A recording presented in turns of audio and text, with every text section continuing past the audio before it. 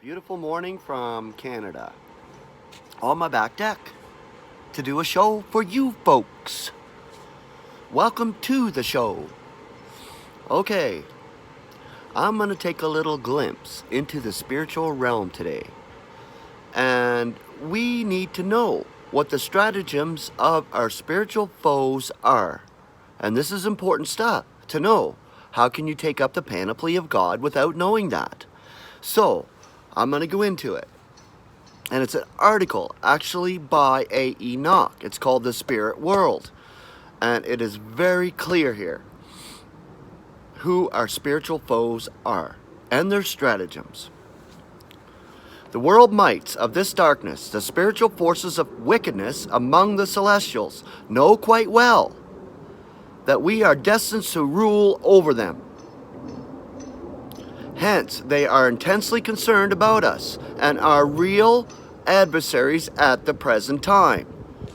Just as Israel was sporadically at war with the nations in the land of promise, so we are waging a defensive fight against those celestial hosts. Too often we wrestle with flesh and blood, do we not? Wrestle with flesh and blood. My gosh. Every one of us. We wrestle with flesh and blood, including myself. I wrestle with flesh and blood. And what is the point of that? We know who's behind it. If you have any inkling of maturity to know this, then your defenses are right. And then you're able to stand up to them stratagems. But only the necessary human tools of these spirit powers. Right.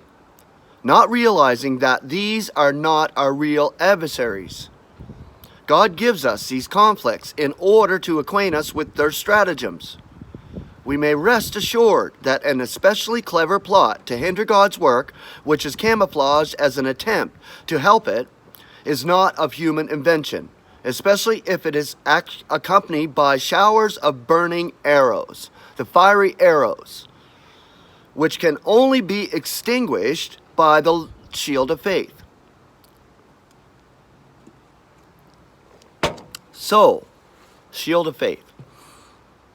That is Jesus Christ's faith, not ours. It's Jesus Christ's faith that extinguished the fiery arrows of the adversary. It is evident that, as in the case of Adam, the adversary uses intermediaries to accomplish his ends. Those who are deceived by him and his hosts are the tools with he works. Most saints shrink with horror at the idea that they could be used by Satan to hinder the Lord's work. Let such beware, for they are open to this very thing if they refuse to be on their guard. Judas was not the only one who was used by Satan. Even in his case, we can see the strategy of the adversary. He could have found many men to betray our Lord, but how much better for his purpose to lure away one of those near to Christ, one of his chosen apostles. He works especially well within the ranks of accredited religionists. So where's the adversary's work? Mostly, it's in Christendom. It's the teachings of eternal torment, the immortality of the soul. All these things are the strategies of the adversary. So he works within that rank of religionists. Most Christians look for evidences of the adversary's activity among the ranks of the immoral. Right, so there's another one. People look for that in, like, say, strip clubs and alcohol and you name it. This is where they look for the adversary. Well, they're looking in the wrong place. They should be looking at the ones who stand up there with the whitewash shell, belting out eternal torment. So that's where it is, not in the immoral. The profligate, the worldly, yes, okay. So immoral, the profligate, the worldly. This is where most people would look for the adversary and the strategies of the adversary. But that's wrong. But that is a mistake. A spirit without a physical body is not tempted by the pleasures of the flesh. Indeed, he cannot even apprehend such matters, as he has no means of experiencing them. Mankind is tempted from within to such sin and excesses, but Satan is primarily concerned with the spiritual affairs, particularly those which affect the purpose of God and his Christ. Hence he seeks to turn aside the saints from the role of suffering and humiliation, which will prepare them to cope with him in the heavenly realms, and bend their energies to world betterment before God's time, and by means similar to those to be employed by Christ, but apart from his personal presence.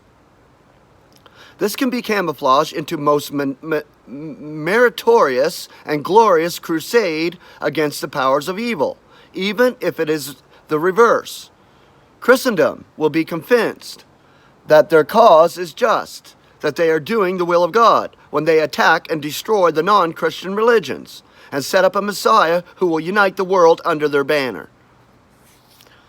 The important point is to see that all will be so cleverly accomplished by the powers of darkness that nearly all will be convinced that they are on God's side and are working for the welfare of the one world, while they are really carrying out the behests of the powers of darkness. They will be thoroughly deceived. The deception, the great deception, even believers, the apostasy, believers that have the faith will fall away because they will believe the deception. So were they really true believers in the first place? Somehow I doubt it. Because they will abandon the ground on which this gracious administration is based and the precious promises of Christ's return, and yield to the allurements of the adversary to take his place and perform his work before he comes. Judas was not the only one who was influenced by Satan. Peter, the chief of the 12, also was deluded by him. He too wished to forestall God's time. Our Lord was revealing to his disciples that he must suffer and die, but Peter would have none of this. Many, if not all of us, would have agreed with Peter. Here was a man who had unlimited power. He could have set up the kingdom at any time and brought blessing to everyone. Yet now he speaks of suffering death. Peter seemed to have no inkling of God's purpose in it all, or of the part of evil in bringing about the humiliation of man and the glory of God. Satan always seems to be on man's side and wants to do him a favor. As at first in the Garden of Eden, Peter did not want his master to suffer, but our Lord had short shrift for such thoughts. He knew whence they came, so he calls Peter Satan and a snare. As the present is preeminently a spiritual administration, and we are destined to reign in the realms of the spiritual forces of wickedness. We will replace them. We will replace them. In the wicked forces, yeah, they will be cast out, and we will replace them. We may rest assured that Satan is far more opposed to us than to the circumcision apostles. Only occasionally do we read of the parts that evil spirits played in the history of Israel. A very small fraction of the accounts of our Lord's life even refer to the spirit world, but a large part of the closing chapter of Ephesians, the chapter of the present grace, is concerned with the phrase or the phase of our conduct. So how shall we conduct ourselves? If we have this knowledge, we should not fight flesh and blood. And that means anybody and everybody. They're human dupes. They're innocent, really. Ultimately, they're innocent. I don't care. God's going to adjust them. Never mind all the crap. The influence that are actually fueling it are the wicked forces among the celestials. But we are not spiritists who communicate directly with the spirit world by means of mediums or Ouija boards or table rapping.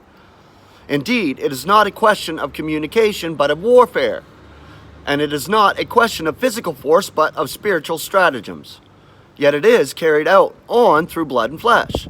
For it is only by means of physical soulish members of the human race that spirits can reach us.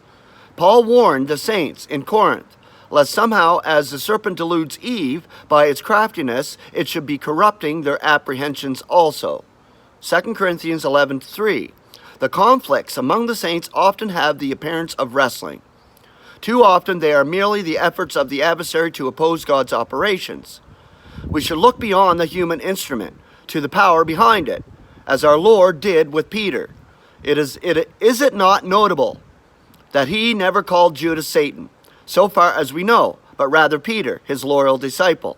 No doubt, it was the great help of the chief apostle in his future service to recall how ready he was to act the part of the adversary. He wanted to help, not hinder. Not to hinder. Let us not imagine that such a sincere intention is a true test. It is through well-meant efforts to be of service that the adversary works. He hides himself like that, the adversary, in a whitewashed shell. Oh boy, the intentions are great. Oh, he must have good intentions. No, what's behind it is wicked. So the outward appearance means nothing. The great apostasy of the end time will be purported to be a Christian crusade to further his cause. We should be wary and wise to test all as to its concord with God's times and seasons, his plan and purpose. Dissensions and snares beside the teaching were present even in Paul's day.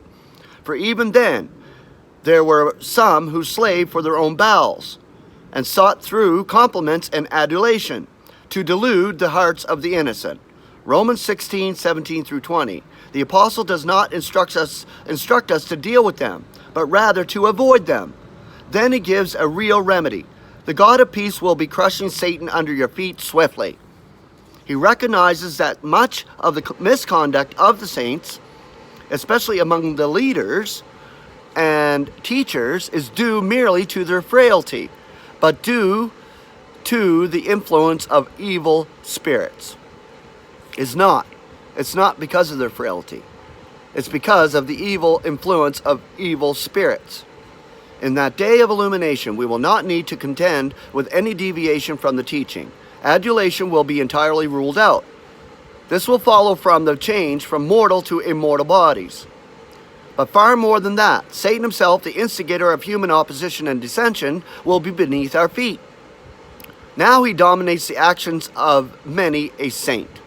But then his place and power will be taken from him, and we will be above him, able to subdue and control the one who, next to our flesh, was the cause of most of our miseries. Just as the enemies of Christ will figuratively find themselves a footstool for his feet, so will the greatest of all our enemies be placed beneath our power. But best of all, we will not retaliate. We will not use our authority to further alienate and estrange him from God or from ourselves. We too, whom conciliation was first presented, will be conciliatory to all, and be able to bring back all our enemies into the circle of friendship and conciliation with God, doubtless due to Satan's machinations. We cannot now even bring about peace among ourselves, but then all our own differences will have been dissolved, and we will be able to bring it to our erstwhile enemy in the spirit world, the adversary himself. Conciliation brought to him. Wow. And reconciliation being the absolute deal. Because that's the purpose of it. Right now, through us, we are actually giving the conciliation. Through us, the conciliation. Be conciliated to God. This is it. So why fight flesh and blood? Why fight the adversary? He is doing the work that God has set him out to do. So we should not be battling that. We should be battling in spirit, not in flesh and blood.